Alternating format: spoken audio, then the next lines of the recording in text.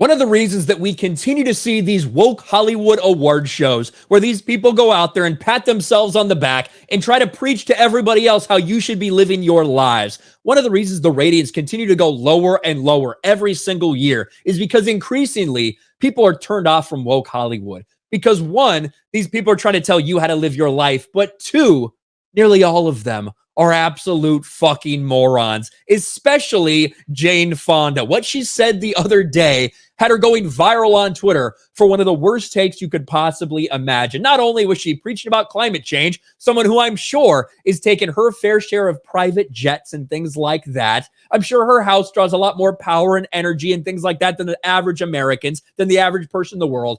But she's preaching about climate change and is somehow connecting it to, you guessed it, racism. Jane Fonda, there'd be no climate crisis if it wasn't for racism. I wish I was making this up. Hollywood star and radical leftist activist Jane Fonda has declared the current climate crisis is a result of racism, saying in a recent interview that everything's connected. Speaking this week on NBC's The Kelly Clarkson Show, Jane Fonda offered her theory on climate and race.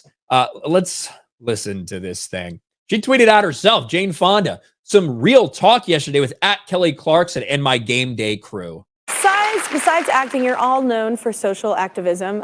Is that? Oh, gosh. Yeah, imagine being known for that. Oh, Kelly Clarkson, by the way, man, Kelly Clarkson, maybe she blames the weight gain on racism. I'm not sure. That sense of responsibility is something that you've always had, or do you feel like you have that because you're in the spotlight? You have the opportunity. For me, here's Jane Fonda. She's in this 80 for Brady movie, which I do like Tom Brady. This movie looks incredibly cringe. I guess I'm not the target audience. it was learning about the Vietnam War. And when I really understood what that was about, I couldn't do anything except try to join the movement to stop it. And I've been an activist since the 1970s, and I haven't slowed down. that was where it started, because you're pretty active even after that. Well, you know, you can take anything, sexism, racism, misogyny, homophobia, whatever, the war, and if you really get into it and study it and learn about it and the history of it and everything's connected. Could you give us an example of how homophobia is connected to the war in Vietnam? Could you please let me know? There'd be no climate crisis if it wasn't for racism. How do you get to that? Tell me. I love the fact that she got asked a question about this. I love the fact that she got asked a question about this, okay? Like, this is perfect. Where would they put the Where would they put the poison and the pollution? They're not going to put it in Bel Air.